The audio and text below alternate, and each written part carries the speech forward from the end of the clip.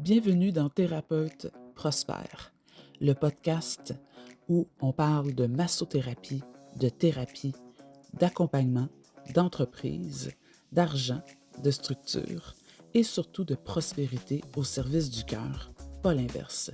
Je m'appelle Julie et ici, on va déconstruire ensemble les tabous, simplifier ce qui te semble compliqué et te rappeler que tu as le droit, toi aussi, à une carrière stable, respectée, humaine et prospère. Que tu sois massothérapeute, thérapeute, coach, en formation, en démarrage ou déjà en pratique, tu es exactement à la bonne place. Installe-toi confortablement et bienvenue dans Thérapeute Prospère. Voici la scène que presque tous les thérapeutes connaissent. Tu ouvres ton agenda et il y a des espaces vides. Pas un ou deux, plusieurs. Et immédiatement, quelque chose se contracte à l'intérieur.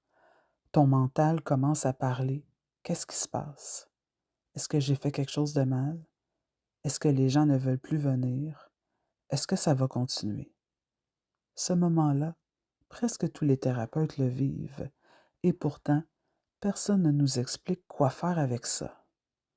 La première chose à comprendre, ce n'est pas un échec. Un agenda fluctue, c'est normal.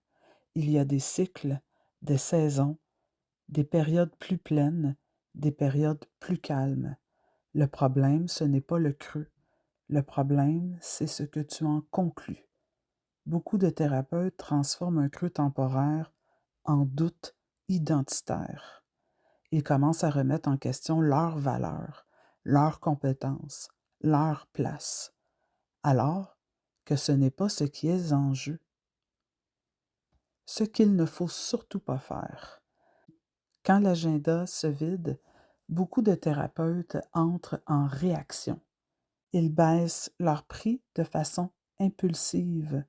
Ils offrent des rabais non alignés. Ils acceptent des horaires qui les épuisent. Ils entrent dans une énergie de panique. Et cette énergie les fragilise encore plus.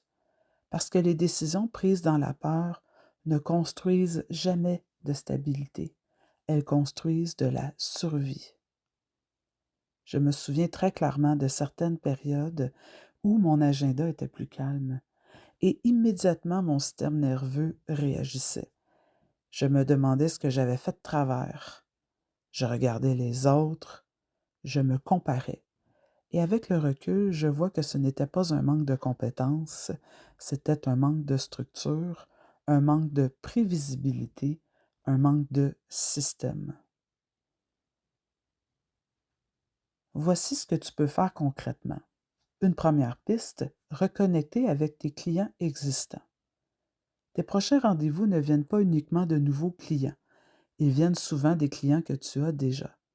Tu peux simplement écrire à certains clients que tu n'as pas vus depuis quelques mois. Pas pour vendre, pour reconnecter. Un message simple. Bonjour, je pensais à toi aujourd'hui. Comment va ton corps ces temps-ci? Pas une pression, une présence. Beaucoup de thérapeutes n'osent pas faire ça. Et pourtant, c'est puissant. Deuxième piste, recommander activement les suivis. À la fin d'un soin, au lieu de dire on se revoit quand tu veux, tu peux dire pour soutenir ce qu'on a commencé, je recommande qu'on se revoie dans environ 4 semaines. Tu offres une direction, une continuité, tu soutiens le processus.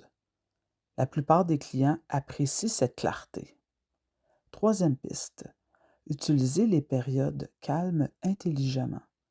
Les périodes plus calmes sont des opportunités, pas des échecs. Tu peux utiliser ce temps pour clarifier ton offre, ajuster ton environnement, améliorer ton expérience client, te reposer réellement, stabiliser ton système nerveux. Un thérapeute épuisé ne construit pas une pratique stable. Un thérapeute régulé, oui. Quatrième piste, observer les cycles réels de ta pratique. Commence à observer. Quels mois sont plus pleins? Quels mois sont plus calmes? quels jours sont plus demandés?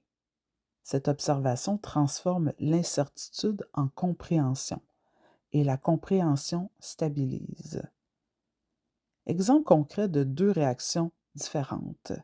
Un thérapeute en réaction voit un trou dans l'agenda, panique, baisse ses prix, se fatigue, se fragilise. Un thérapeute en construction voit un trou, respire, observe, reconnecte et renforce sa structure. Même situation, deux trajectoires différentes. Une pratique stable n'est pas une pratique sans fluctuation. C'est une pratique où les fluctuations ne détruisent plus ton sentiment de sécurité. Parce que tu sais quoi faire, parce que tu comprends les cycles, parce que tu construis au lieu de subir. Si tu es dans un creux en ce moment, si ton agenda est plus calme, tu n'es pas en train d'échouer. Tu es dans une phase. Et cette phase peut devenir un point de consolidation, pas de fragilisation.